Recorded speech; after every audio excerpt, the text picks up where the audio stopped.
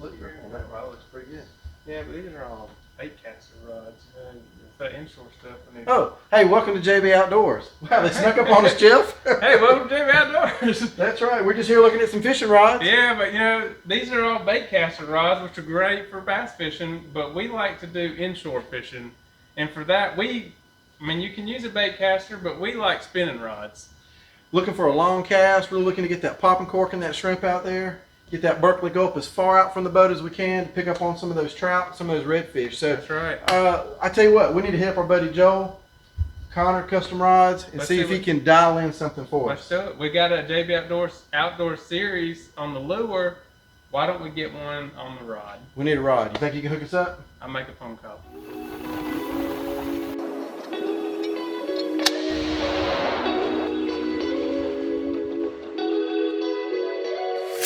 JB Outdoors. We were able to get these 9. JB Outdoors, look at that, baby fish. Oh. You won't mix up your product until you get to that point. JB Outdoors was filmed in front of a live studio audience. Jay, we've been talking about building a custom inshore rod, and here's the man, the myth, the legend himself, Joel Connor, with Connor Custom Rods. So we would like to introduce you to Joel Connor Custom Rods. Well, Jay, you have had a chance to fish with the rod. What were your initial impressions of it? It was everything I could have asked for. And being an inshore saltwater fisherman for multiple years, I've had, of course, a chance to use all kind of different rods and tackle setups, but I've just never been able to get what I feel I should out of the gear.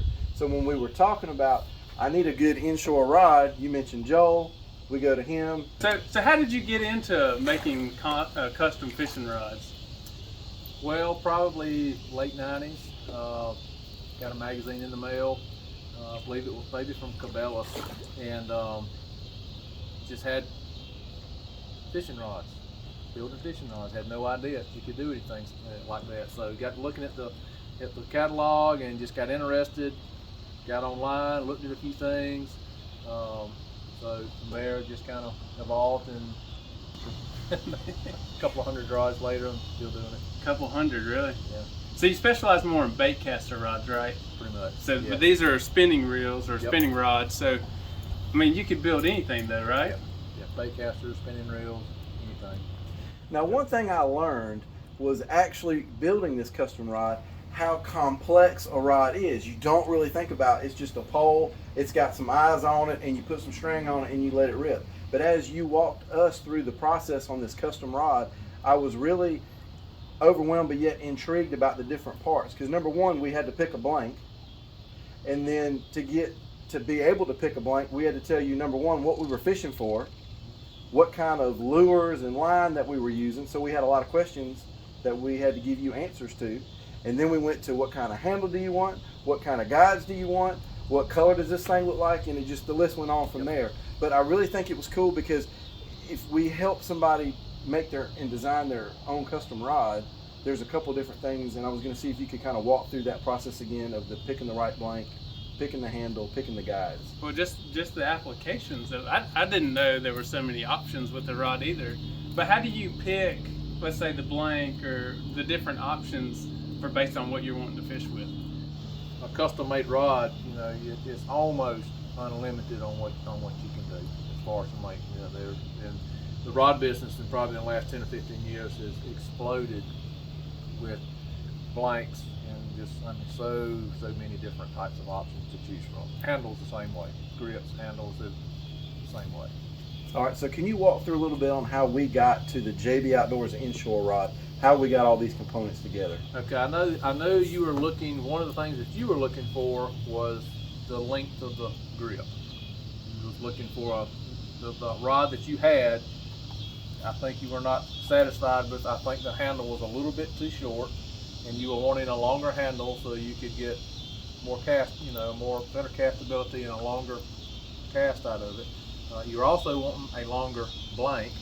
We were able to get a longer blank on there, and then just the options with the grips. I think this one we chose happened to be a carbon fiber grip that we used on it. So And there are lots and lots of grip options. Yeah, out there. so like for instance, this is the one-piece handle right Correct. here in the carbon fiber, and then on Jeff's rod, he's got the split grip, but it still has carbon fiber, but it's Correct. just a split grip. Correct. So, Yep. um, I think the main reason with these two are different. The one with yours started off with a 7-foot rod, and you wanted it longer than 7 foot. We were able to extend the butt end of the blank 4 inches inside that grip, and when we put the grip on, you never know it's there. You really can't do that with a split grip, because when you add that length to it, you can't hide it with that. I think we ended up, this rod started out as a 7.6, no, 7.10, and we actually cut it down to a 7.6. So we were able to do the split grip on that one, because we didn't have to glue anything to extend the end of it. okay. So Joel, the next part is after we got the handle situated and the rod length situated and the blank were picked out, we talked about the reel seat. You asked me a couple questions and it went right over my head. So can you talk about the reel seat and the importance of the right reel seat for the rod? Yeah, though on the reel seat, there are a lot of different options with reel seats. I do have a few that I really like. This particular one you have here on the spinning seat is a Fuji, and it is my absolute favorite spinning reel seat. I haven't found anything yet that I think that works as good and feels as good in your hand as that. But yes, you got on the spinning reel, you've got different seats. I've used a lot of different ones, and I've really settled on that one. Well, Joel, one thing I thought was really different on this was the microwave line guides. Yes. We got to see this in action, and I didn't know it could make such a big difference. Yes. But to see this in action was mind-blowing. Yep. How it really focuses the line down, and I think that adds to the distance you can cast, right? Yep. Yes, those are my absolute favorite spinning guides. Is the microwave guide system. It is phenomenal. It is one of the most amazing guide trains that I have ever seen. The way that it handles the line and the way everything works with it, it is amazing. I use that on every spinning rod that I build. That is the only guide system that I use on spinning rods. Now, one of the many questions that I gave you an answer to that you asked me were things that we were the performance we were looking out of this rod that we were Right. trying to design. And I told you, my goal in inshore fishing is to get that popping cork as far away from the boat as I can. I want to launch this thing. And you mentioned about any kind of resistance in the line drag or through the guides can cause an issue, and that's why we ended up with the microwave guide. Yes. All right, so seeing is believing. So when we were actually fishing with my group down in Florida, if you look at the video here, you can see the line coming off. I couldn't believe it. It Yes. blew my mind, because you don't see it in a normal cast. You just see you're launching your bait like 30, 40, 50 yards with Right. just flicking your wrist. But if you watch here in the video, you can see where that line is just spooling off, and there's once the line hits pretty much this microwave guide, which is like a funnel, boom, it's all Yes. line control from Yes. there. Yep, mate, it is. It's pretty cool. Really cool to see it in slow motion, to actually see it work. And it does. It works. It sure works does. good. Yeah, it's not a gimmick. So Jay, you talked about the length of your rod and being able to cast it a long ways. Well, that's just a small part of a rod. Isn't there something called power or action to a rod? Like what exactly does that mean? All right, there's power and action are two different things. So power is the how much the blank flexes, like a medium light, medium heavy, extra heavy, is the power of a rod. The action of the rod is how the blank bends. You have an extra fast action, you have a fast action, you have a moderate fast, you have a moderate action.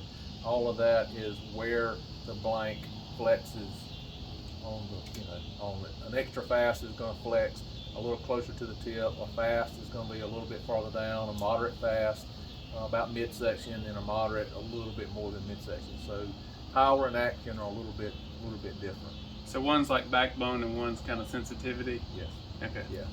So for the JB Outdoor Series rod, we ended up with a medium heavy and a moderate fast for the tip. Correct. So that's where we ended up. So enough backbone to reel in those big redfish, but sensitive light enough. sensitive enough to feel the bite of a little trout or something. Yeah, and if you watch the cast here, you'll see the rod loads very well. So you do have that whip action, and you can get the lever action from the rod to help get that catapult that I'm looking for, right? Yep. But then, when the blues, or we even caught a couple little 2-3 foot sharks on it, and I had plenty of backbone still to bring that fish right to the boat. Yep. So that was awesome to see that all that come together. Joe, you can build any kind of rod that anybody could dream up of, but what about a rod that they already have that maybe they stepped on it or tailgate got it, or Man, I'm that guy. I think we've all damaged the rod, Yeah. whether we knocked an eye off of the rod or something. Can you do repair work too? Yeah, the only thing is something that if the rod is broken. Honestly, there's not an awful lot that you can do about a broken rod. I have repaired some broken rods before, but it's not any kind of guarantee, and it's just usually not. It's not good to fix a broken one. So not an awful lot you can do with that. But everybody, everybody steps on a guide and breaks one. Everybody, will knock a ring out of, a lot of these guides, they have rings in them. A lot of people will knock a ring out of them, or smash a tip. And yes, I can pretty much repair any rod, whether it be spinning rod, bait caster, saltwater, fly rod. I have repaired just about anything. We might be getting some activity from that. So, So yeah. what's the best way for someone to get in touch with you if they have a desire for a certain rod they want built, or maybe they have their favorite rod, they just need a little repair work done? So the probably the two ways is email. You can email me at connorcustomrods@gmail.com or my cell phone number. All right, we'll put that information on the screen right here in front of us. Yep. Check it out. Get in touch with. And that would be my wife. Maybe she wants a fishing rod. Oh, we have A customer already. Yeah, got a customer. You guys take the call. I'll wrap it up for you. Thanks for watching this episode of JB Outdoors. Make sure to give it a like, and don't forget to subscribe to the channel.